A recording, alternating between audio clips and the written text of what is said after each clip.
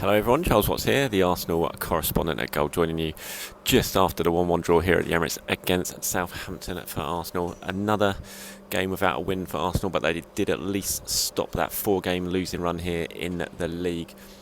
Just waiting to speak to Mikel Arteta. I'm actually looking at him down there. He's talking to the TV media at the moment. He'll be coming up and doing his press conference with us very, very soon. And it'll be interesting to get his views on the game. Another game where Arsenal have got themselves down to 10 men just at a time when it looked like they were going to go on and win the game. 1-0 down at half-time. Theo Walcott, of course, scoring the goal for Southampton. Really good finish from Walcott. Classic Walcott going through. I think it was Che Adams who sent him through. Gabriel got sucked out of position. Che Adams spun him, played it into Walcott, and he went through a lovely little dinked finish over Leno. 1-0 at half-time. Southampton Arsenal looking pretty turgid up to that point as usual. Came out second half, were much better.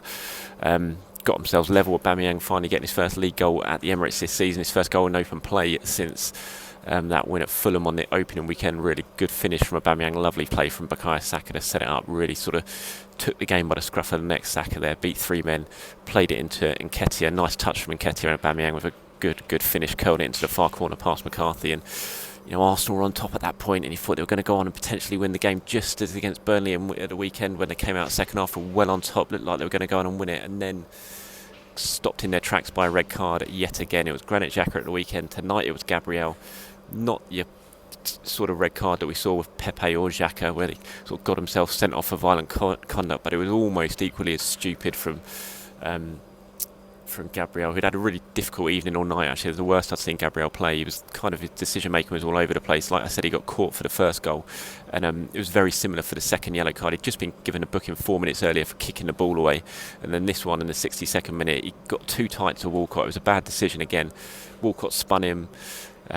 Gabriel pulled him down on the halfway line when he should just let him go, especially having just been booked, but he didn't. He gave the referee no choice. It was always going to be a red card. Like, Gabriel looked annoyed when he went off, but he's only got himself to blame really, and the game just changed again. Just as you thought Arsenal were going to go on and potentially go and win the match, they ended up hanging on for half an hour. And to be fair to them, they fought very, very well. They didn't cave. I thought against Burnley after 10 men, they really sort of struggled. It knocked them out of stride. I thought tonight, just as against Leeds when Pepe got sent off, they showed a little bit of fight about them. They threw themselves into challenges in the box. Rob Holding, I thought, did really well, cleared a few headers. Bernd Leno came and punched a few away, and they just showed a little bit of fight, which was good to see. And I think you've got to hold on to any of the positives you can get at the moment with the run of form that Arsenal are on. And they could have even won it at the end. Rob Holding hit the bar in injury time with a header from just outside the box. Actually, it was a free kick swung in. I think it was Saka, and Holding headed it against the crossbar. So they could actually have gone on and won the game, madly enough. But it's just another game where discipline has cost them. That's 7 red cards now since Arteta took charge in a year. The most by any other Premier League side in that time frame is 3. So there's a real discipline problem, and I'm sure we'll speak to Arteta about it when he comes up and does speak to us in the press conference, but it's something that he's going to have to put a grip on, because it's going to cost him his job ultimately. These are games that Arsenal could have easily taken 9 points from: the Leeds game, the Burnley game, and tonight, and yet they've only got 2 because they've gone down to 10 men and had to play large chunks of the match with a man down. And it's not acceptable, especially when they're the red cards like the ones we've seen in those games. Really stupid red cards, totally avoidable. And it's something Arteta's got to get a grip on, because, like I said, he's going to lose his job ultimately if he can't get wins. And the more you play with 10 men, you're not going to win many games. And so he's got to sort it out one way or the other. I mean, we know there's talk about the unrest in the change room. Some players certainly with their nose out of joint, the fact they're not playing, lack of game time. So kind of problems discipline-wise on and off the pitch for Arteta to deal with at the moment. And for a young manager, it's a difficult situation for him, but it's one that he's going to have to resolve and get a firm grasp on. Because, like I said, if he doesn't, it's going to cost him his job. Arsenal were poor again tonight at times, especially in the first half. Did improve in the second half, which is good. There was a sight of Edu in the first, I think about the 35th minute. The camera flicked to Edu in the director's box, and he looked utterly exasperated at what he was seeing. I thought it was a very telling sort of shot, that. And although both Edu and Vinay Venkatesham, the managing director, have come out in support of Arteta and backed him in the last few days since that defeat against Burnley at the weekend, ultimately he's going to have to get results, and at the moment he's not getting them. He's got a point today, but he should have got 3, and he would have got 3, and I do feel like he probably would have got 3 the way the game was going if Gabriel kept his head and kept himself on the pitch. But ultimately it's 1, and Arsenal go to Everton now without Gabriel, without Granit Xhaka. And the way Everton are playing at the moment, they've had a good win against Leicester today. It's going to be an incredibly difficult game, and it's not one you really see Arsenal going up there and getting maximum points from. Quickly go through my player ratings before Arteta's press conference start. Bernd Leno, I thought he maybe not a fault for the first goal, but he could have been a little bit braver. He could have stood up a bit longer. Walcott dinked it over his head. He almost ducked, really, but he did make a few good punches and claims in the second half, and Southampton put the pressure on, so I'm going to give Leno a 6.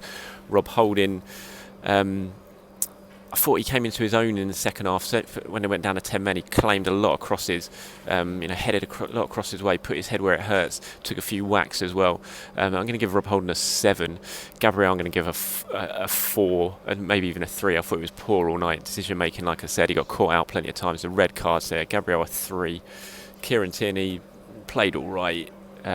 And they played 3 at the back tonight, Arsenal. Kieran Tierney was on the left side of that 3. I thought he did all right. Nothing spectacular. Crossing was pretty poor at times. I'm going to give Kieran a 5.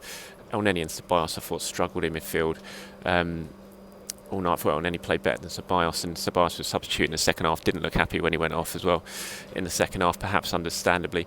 I'll give Ceballos a 4 and Elneny a 5.